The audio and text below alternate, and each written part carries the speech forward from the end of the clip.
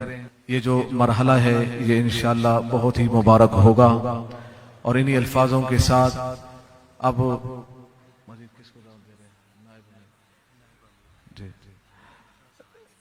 तहरीक लब्बैक पाकिस्तान के नायब अमीर सैयदुस सादात पीर सैयद ज़हीरुल हसन शाह साहब को मैं दावत दूंगा कि आप आए और प्यारे महबूब अलैहिस्सलातु वस्सलाम के इस्लाम और दीन और पाकिस्तान और अवाम के बारे में आपको अच्छे अंदाज में दर्स दें।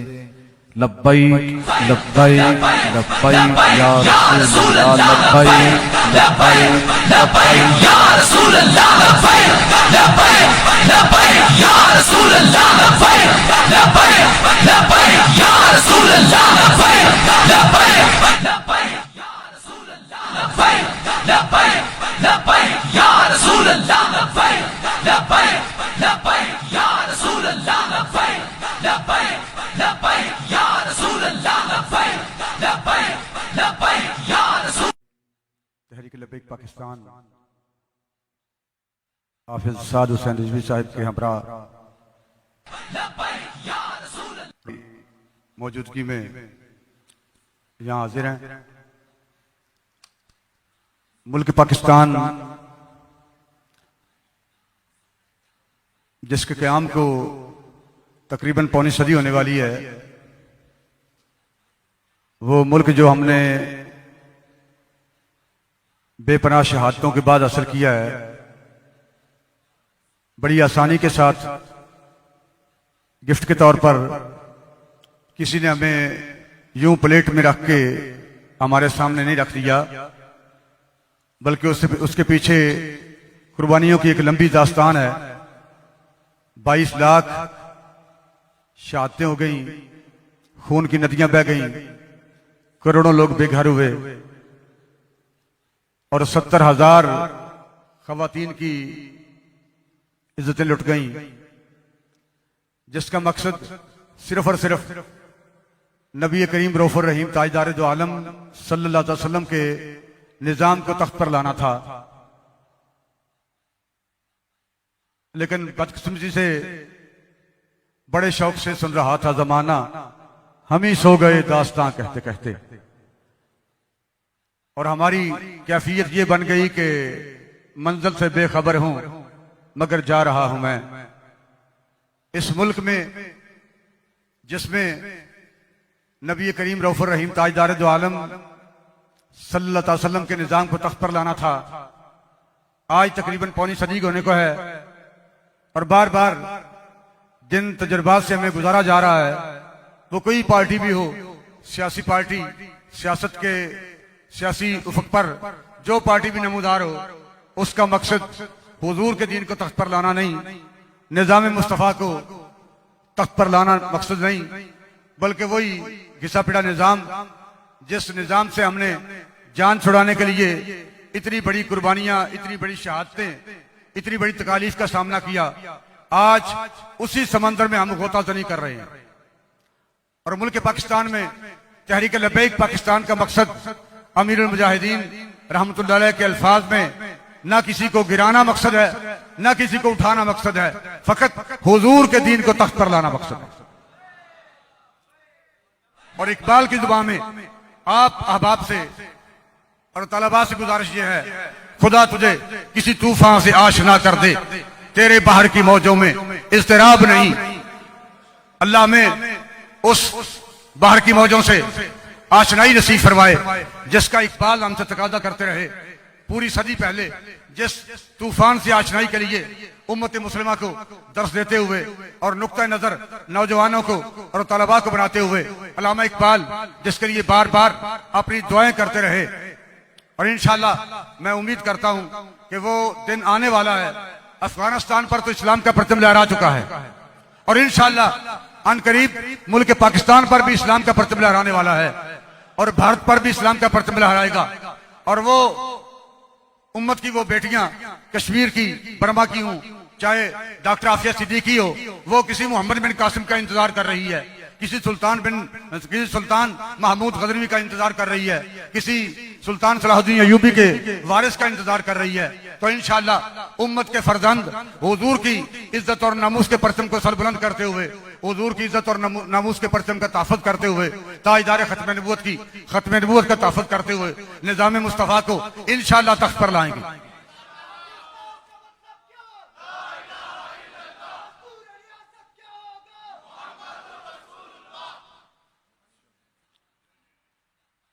और बालफाज जिगर इकबाल कहते हैं कि कभी है नौजवान मुस्लिम तदब्बर भी किया तूने, वो क्या गर्दू तू जिसका है टूटा हुआ एक तारा, तुझे उस कौम ने पाला है आगोश मोहब्बत में, कुचल डाला था जिसमें पाँव में ताजे सरेदारा।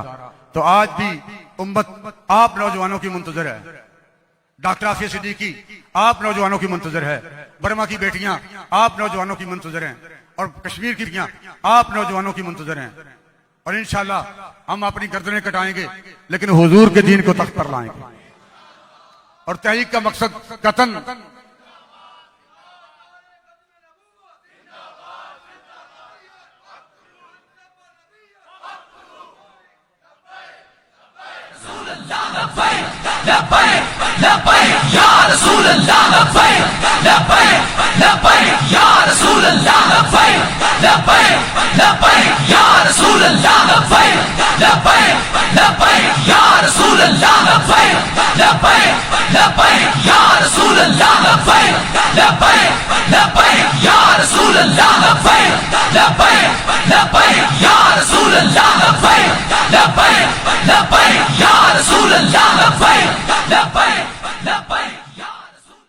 सदियों से हुजूर की उम्मत जवाल पजीर है। और अल्लाह रब्बुल इज्जत ने हुजूर सल्लल्लाहु अलैहि वसल्लम की उम्मत को जब उरूज देने का इरादा किया है, तो जिस बंदे से उम्मत मुसलमान की उरूज की दास्तान शुरू हो रही है उसका नाम अमीरुल मुजाहिदीन अल्लामा हाफिज खादिम हुसैन रिजवी है। और जो जमात हुजूर अलैहिस्सलाम के उरूज का बायस बन रही है उसका नाम तहरीक लब्बैक पाकिस्तान है। तहरीक लब्बैक पाकिस्तान कतन दहशतगर्दों की जमात नहीं, कतन मुल्क पाकिस्तान में इंतशार फैलाने वालों की जमात नहीं, सिर्फ हुजूर सल्लल्लाहु अलैहि वसल्लम की गुलामी का हक अदा करते हुए और हुजूर के दीन को तख्त पर लाने वाली जमात का नाम तहरीक लब्बैक पाकिस्तान है।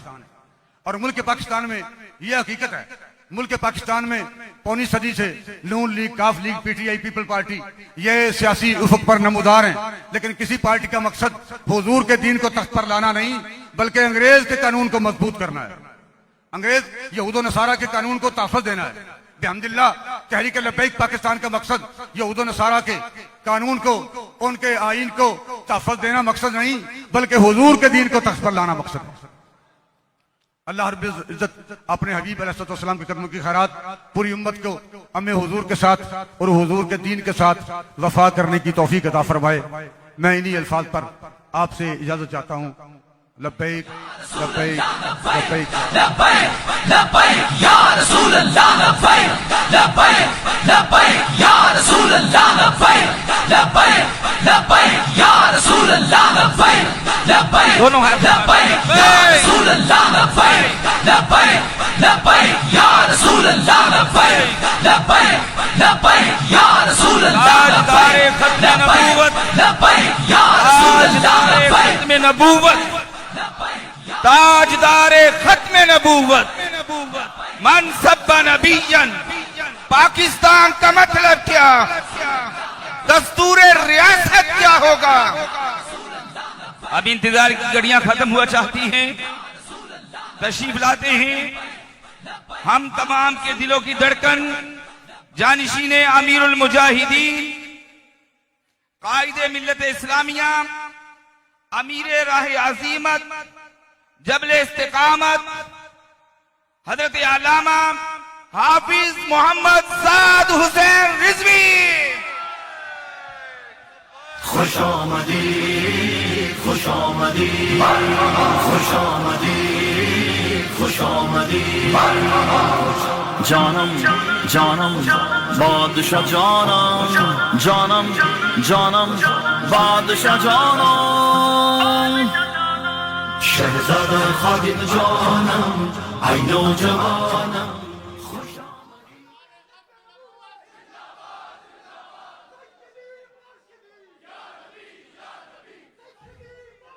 या नबी या नबी।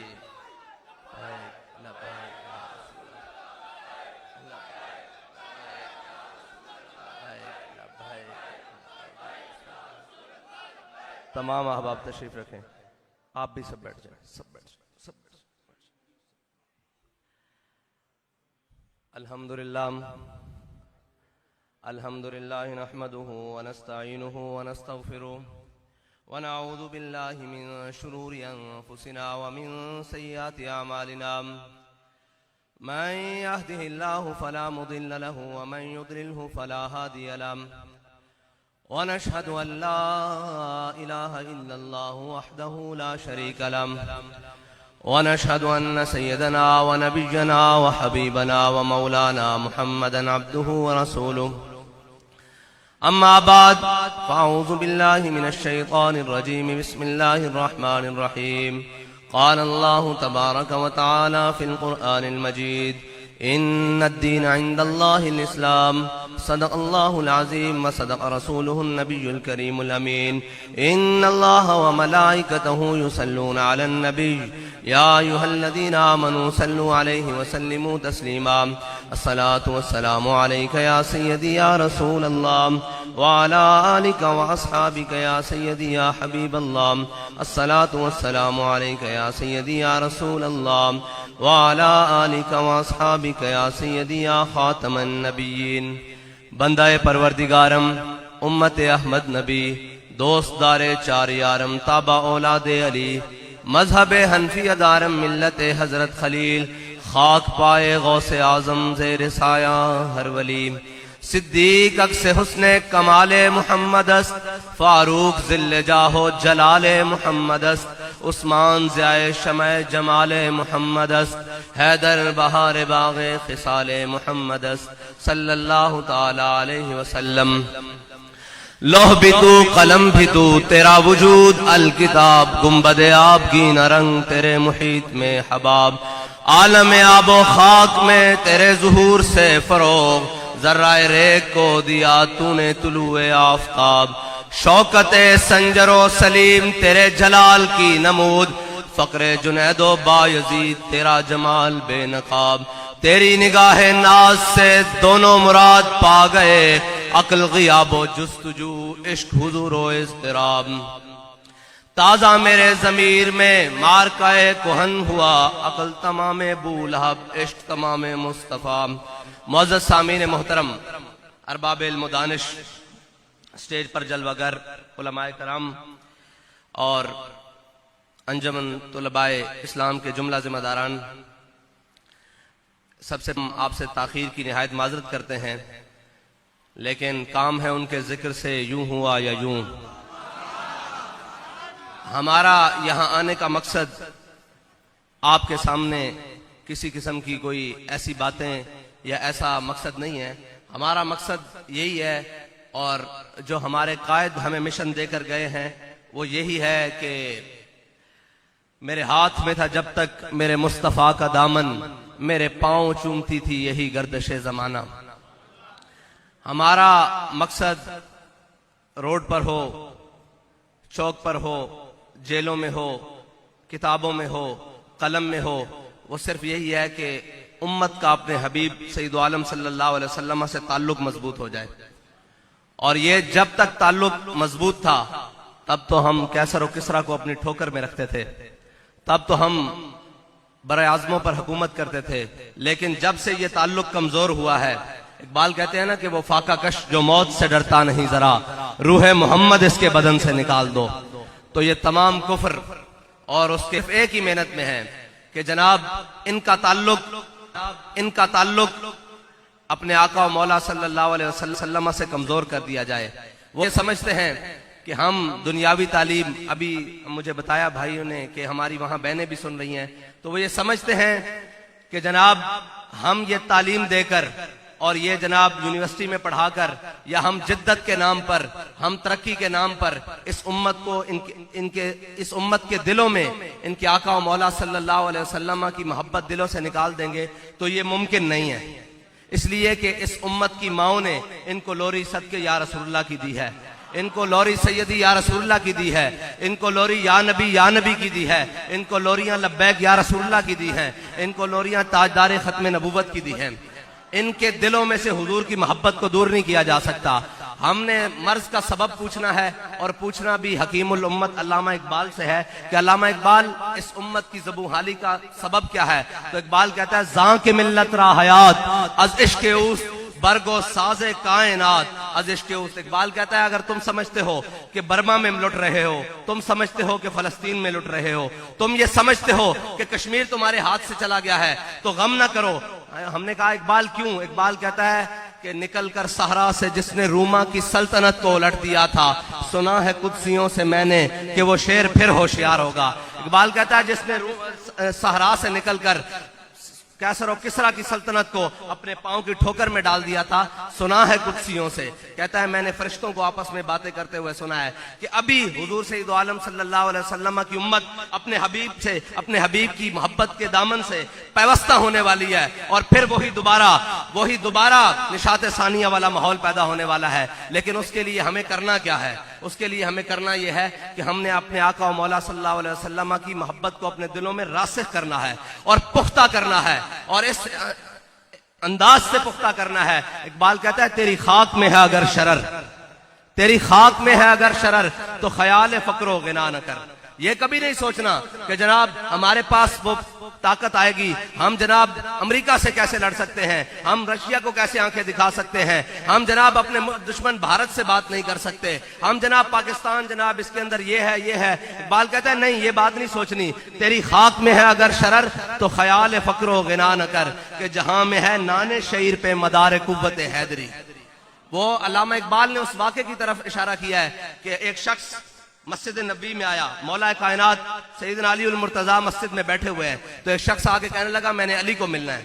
तो आपने फरमाया मुझे अली कहते हैं। उसने कहा यह कैसे हो सकता है कि मस्जिद में बैठा हुआ शख्स एक खुश्क टुकड़े पानी के साथ खा रहा है, तो वो अली तो नहीं हो सकता। वो कहने लगा मैंने उस अली से मिलना है जिसने बाएं हाथ पे खैबर उठाया है, मैंने उस अली से मिलना है, मैंने उस अली से मिलना है जिसने अमर बिन अब्द वुद के 2 टुकड़े किए हैं, मैंने उस अली से मिलना है। मैं वो अली से नहीं मिलने आया कि जो जनाब यहाँ पे बैठ के क्या हो कि मैं खुश टुकड़े खा रहा हूँ। तो आपने फरमाया झल्लिया मैनू ही अली कहते हैं, ओए दीवाने मुझे अली कहते हैं, वो हमारी रूहानी पावर है, ये हमारी जिस्मानी पावर है। तो ये याद रखिएगा कि जब भी उम्मत के अंदर किसी भी मामले में अगर कोई कुव्वत आ सकती है तो वो एक ही तरीका है कि जब तक उनके दिलों में हुजूर की मोहब्बत रासिख नहीं हो जाती, जब तक उनके दिलों में हुजूर की मोहब्बत पुख्ता नहीं हो जाती, तब तक कोई मंजिल नहीं मिलने वाली, कोई मंजिल नहीं मिलने वाली। ना हम किसी मंजिल को पा सकते हैं, ना हम किसी निजाम के जरिए हम इस मुल्क अपने वतन अजीज में कोई बेहतरी ला सकते हैं। अगर कोई बेहतरी आ सकती है तो अल्लामा इकबाल से पूछते हैं अल्लामा इकबाल कैसे बेहतरी आ सकती है? अल्लामा इकबाल कहता है फक्र के हैं मौजज़ात ताजो सरीरो सिपा, फक्र है मीरों का मीर, फक्र है शाहों का शाह। अल्लामा इकबाल कहता है फक्र के अजब मौजज़ात हैं, ये जनाब कभी तख्त पर ले जाता है, कभी ताज में ले जाता है, कभी जनाब सिपाह में ले जाता है। इकबाल कैसे, ये कैसे होगा, ये कैसे मुमकिन है कि जिस उम्मत के बारे में, जिन लोगों कौम के बारे में लोग कहते हैं ये कभी नहीं उठ सकते, ये पाकिस्तानी कौम अब उस मईशत की दलदल में फंस चुकी है, ये कभी नहीं उठ सकती। इकबाल कहता है अगरचे ज़रबी हैं जहां में काजिल हाजात, जो फक्र से मुयस्सर है तवंगरी से नहीं, अगर जवां हो मेरी कौम के जसूर व गयूज, कलंदरी मेरी कुछ कम सिकंदरी से नहीं। और आखिर में इकबाल ने कमाल कर दिया। इकबाल कहता है तू ये ना समझ कि जब तू कमजोर है, तेरे पास खाने के लिए नहीं है, तेरी मईशत का बुरा हाल है, जनाब सब कुछ तू कमजोरी के आलम में है, तो ये तू समझता है कि ये तेरी कमजोरी है। इकबाल कहता है नहीं, अगर जहां में मेरा जौहर आश्कारा हुआ। इकबाल कहता है जब हमारे पास 2 तलवारें थी, 8 तलवारें थी, 2 घोड़े थे, 313 थे, हम तो 1000 से टकरा गए थे। अल्लामा इकबाल कहता है कि जनाब कभी ये नहीं सोचना कि आपके पास असबाब कम हो तो आप जीत जाओ, ये कभी मुमकिन ही नहीं है। मोमिन जब बेअसबाब हुआ है, अल्लाह ताला की मदद उसी वक्त आई है। अल्लाह ताला अपने बंदों को बेअसबाब होने पर छोड़ता नहीं है, बल्कि मदद ज्यादा करता है। फिर बदर में 2000 फरिश्ते, फिर 4000, फिर आखिर में कहता है अन्नी माकुम, मैं भी तुम्हारे साथ हूं। मसला यह है फिजाए बदर पैदा कर, पहले मैदान लगाना पड़ता है, पहले उन सारी चीजों से दामन छुड़ाना पड़ता है जो सारी चीजें हमें अल्लाह और उसके रसूल के दर से दूर लेकर जा रहे हैं। और जब हम उनसे दामन छुड़ाकर उस रास्ते पर आ जाएं जो रास्ता सीधा शाखे तूबा बरबस्तायम, जो सीधा रास्ता मदीना पाक की तरफ जाता है, जो सीधा रास्ता उस निजाम की तरफ जाता है जिस निजाम में उमर को भी पूछा जा सकता है जनाब ये कुर्ता कैसे बना है, वो निजाम की तरफ जिस निजाम में खातून उमर को खड़े होकर कह सकती हैं कि उमर तुम कौन होते हो हमारे हकमार मुकर्रर करने वाले।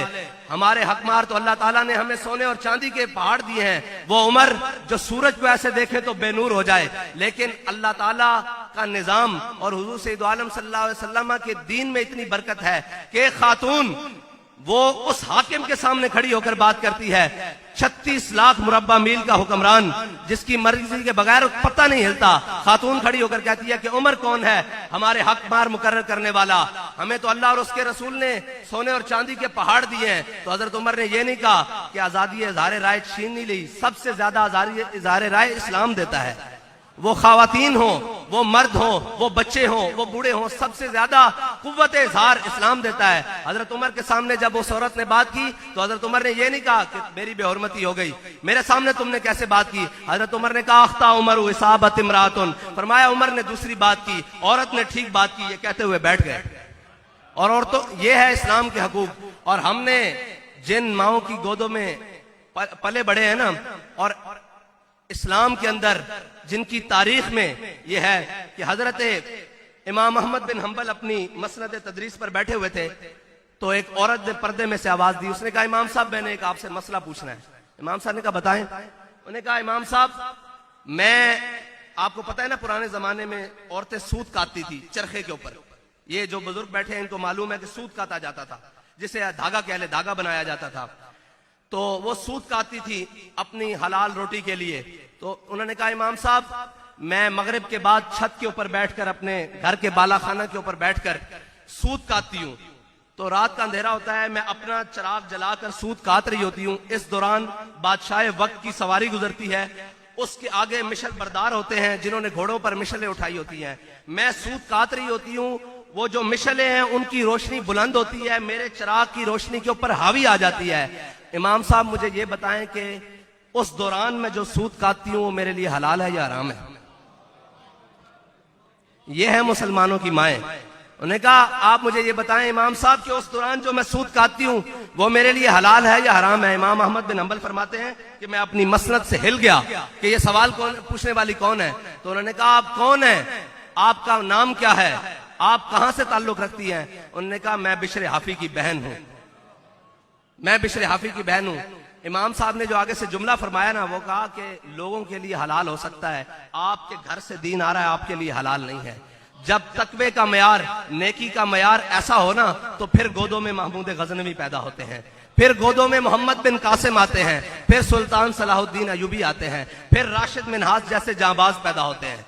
ऐसे मुमकिन नहीं है कि हम अपने अमाल को भी दुरुस्त ना करें और हम सिर्फ उनको तानाजनी करते रहें जो मसनद के ऊपर बैठे हुए हैं। ऐसे मुमकिन नहीं होगा। हमें पहले खुद उस सूरत में अमल करना पड़ेगा जो हमारे आका और मौला की सुन्नत है।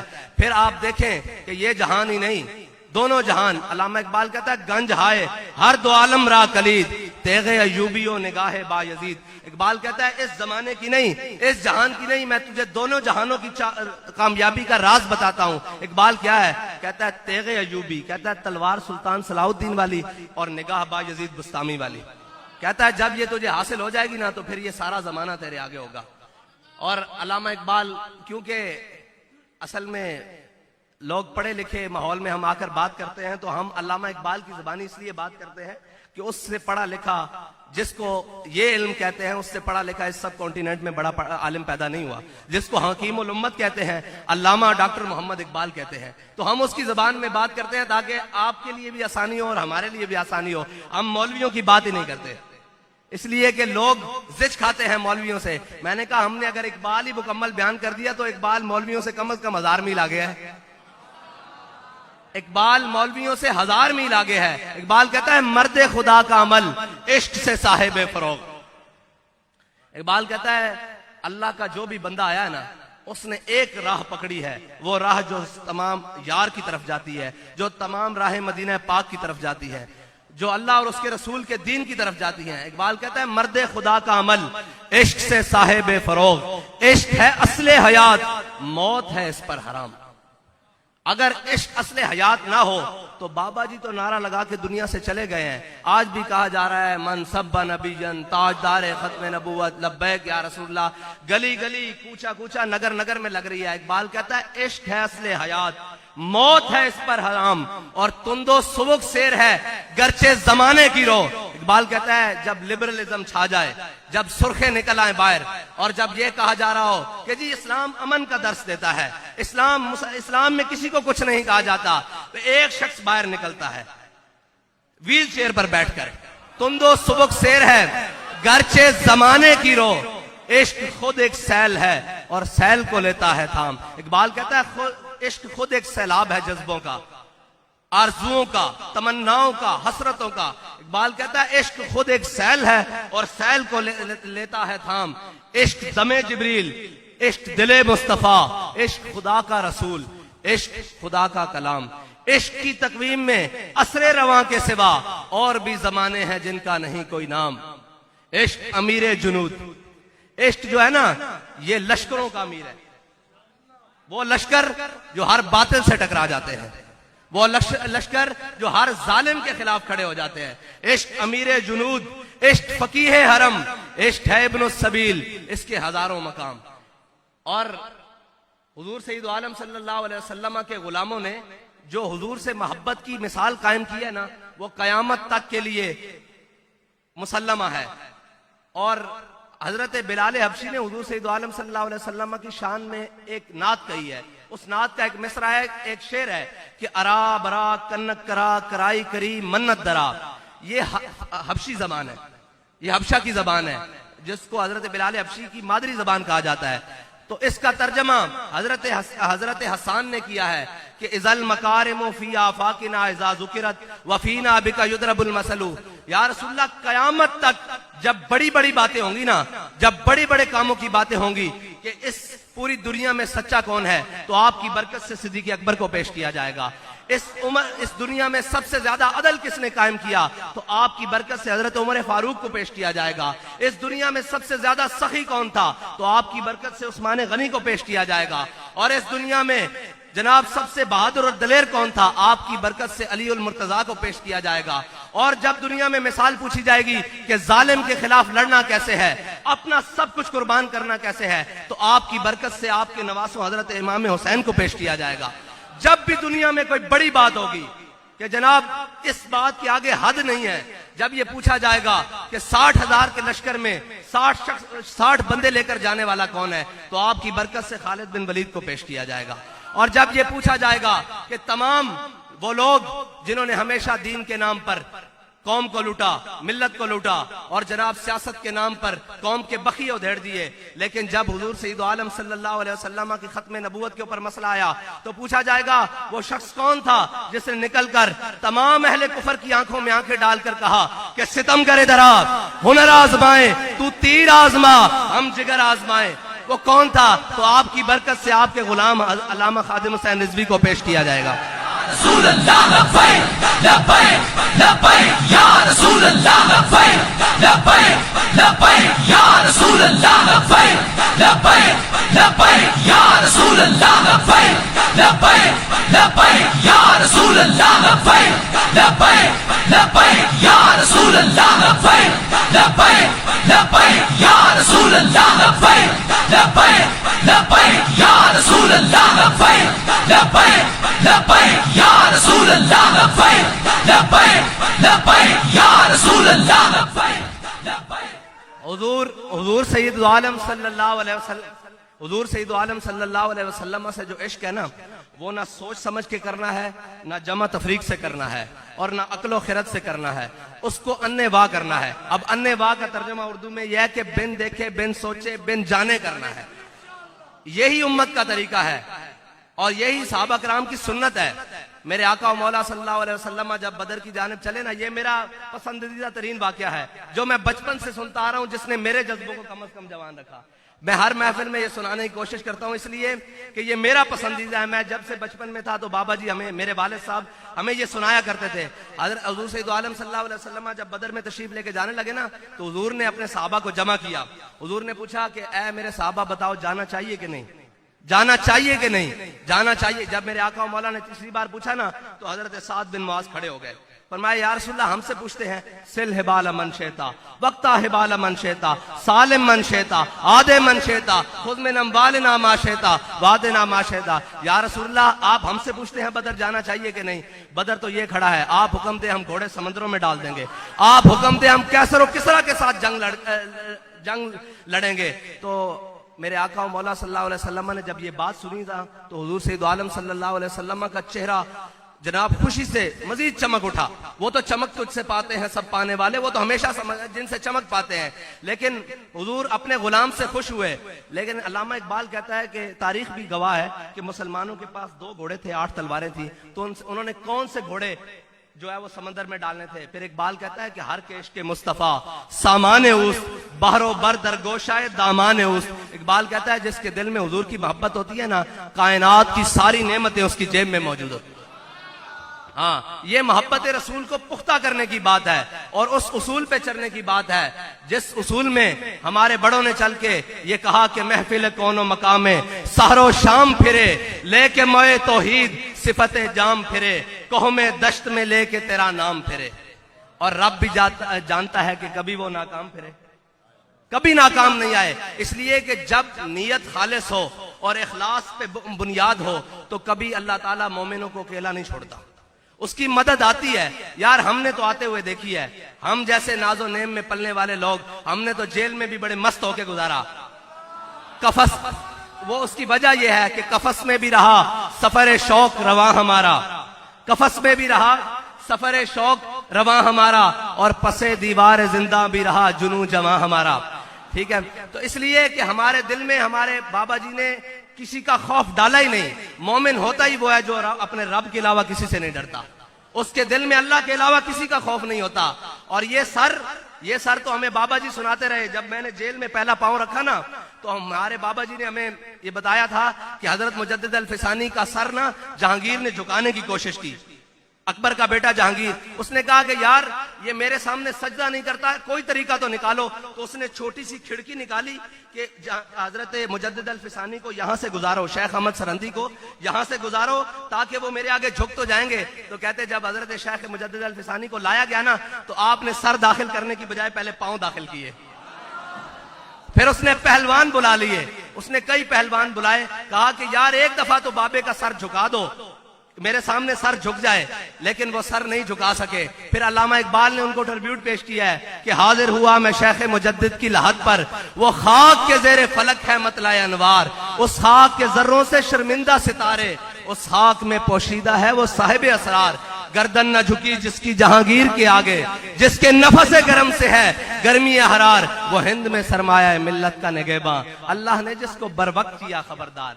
तो हम जिनके मानने वाले हैं ना, उन्होंने फांसी घाट आबाद किए हैं, उन्होंने अंग्रेज की चक्की पीसी है।